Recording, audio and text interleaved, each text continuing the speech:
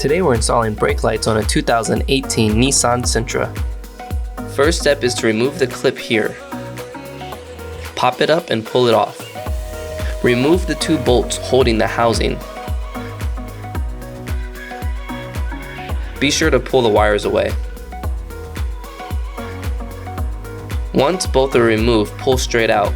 There is a clip here that helps guide the housing into place, along with the two bolts just removed. The brake light is located here. Twist counterclockwise to remove the bulb.